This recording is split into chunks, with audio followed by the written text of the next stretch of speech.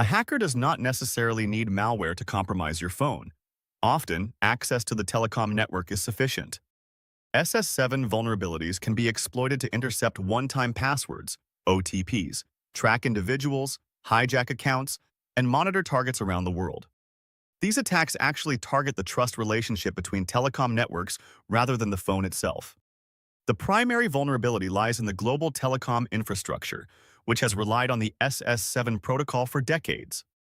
This protocol was designed in a time when telecom networks operated on the basis of mutual trust, which has become a significant weakness today. This issue is particularly critical in developing countries, where digital financial services, DFS, rely heavily on telecom infrastructure. Many users do not engage in internet banking, but depend on USSD, SMS, and SIM toolkit systems for money transfers, OTPs, mobile wallet access, and transaction authentication. Consequently, any failure in telecom security directly undermines financial security. The hidden problem. USSD and SMS have long-standing security vulnerabilities that have persisted for over 20 years. Attackers can exploit these telecom weaknesses to intercept SMS messages, redirect calls, manipulate communications, bypass billing systems, steal money, and track subscriber locations. Often, victims remain unaware that their accounts have been compromised, experiencing no malware, suspicious applications, or hacked screens. The attack occurs within the telecom infrastructure itself. How SS7 attacks work. SS7 is not malware.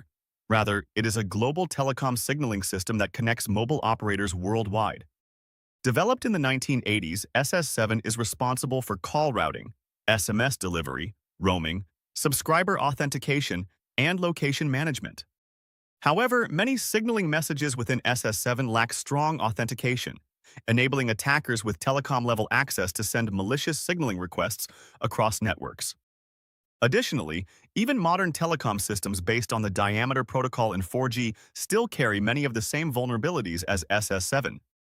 Common types of telecom assault SS7 attacks include 1. Spam attacks.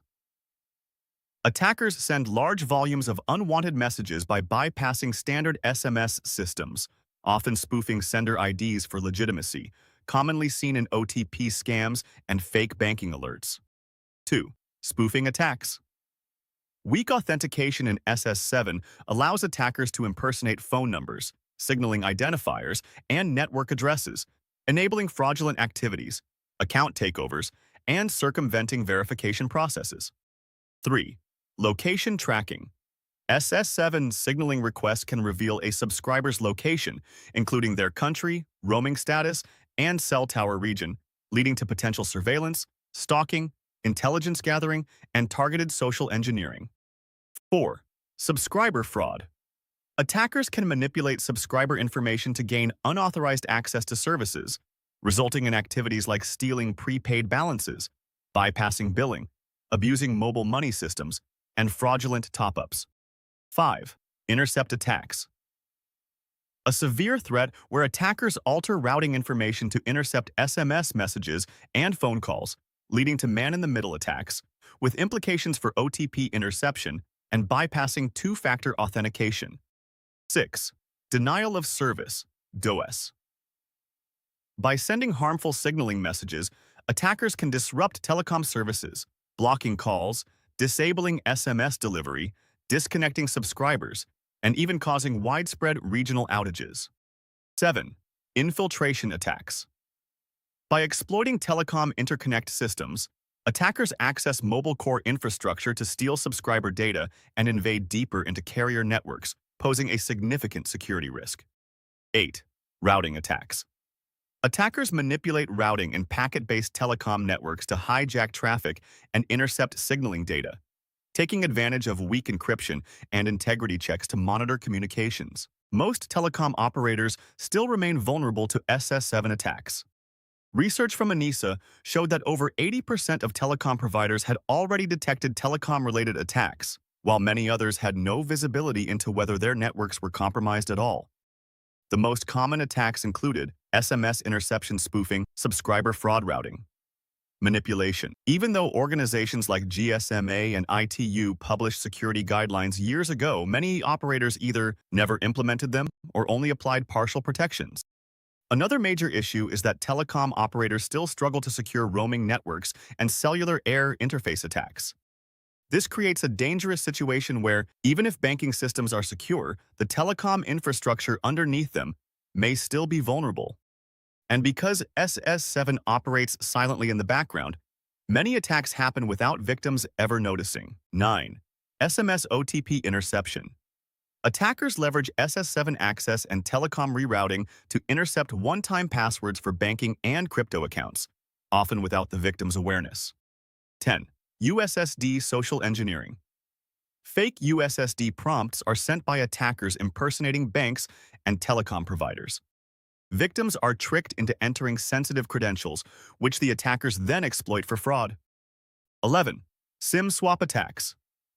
Through deception, attackers convince telecom providers to issue replacement SIM cards, allowing them to receive OTPs and hijack victim accounts, particularly common in crypto theft and banking fraud. 12. SIM recycling abuse.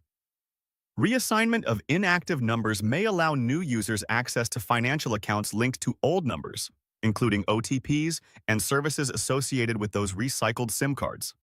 Most telecom operators still remain vulnerable to SS7 attacks.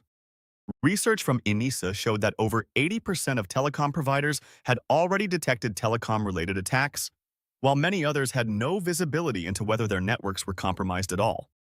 The most common attacks included SMS interception, spoofing, subscriber fraud, routing manipulation. Even though organizations like GSMA and ITU published security guidelines years ago, many operators either never implemented them or only applied partial protections. Another major issue is that telecom operators still struggle to secure roaming networks and cellular air interface attacks. This creates a dangerous situation where, even if banking systems are secure, the telecom infrastructure underneath them may still be vulnerable. And because SS7 operates silently in the background, many attacks happen without victims ever noticing. How users can reduce risk. Avoid SMS-based MFA use, authenticator apps, passkeys, or hardware keys. Use encrypted messaging apps. Apps like Signal, WhatsApp, and other end-to-end encrypted platforms protect message content independently of telecom signaling. Monitor unusual carrier activity. Warning signs may include sudden signal drops, missing OTPs, unexplained roaming notifications, or unexpected call forwarding behavior. Conclusion: S7 is one of the most important examples of how legacy infrastructure can become a modern security risk. The protocol was designed for a world built on trust. Modern attackers exploit that trust.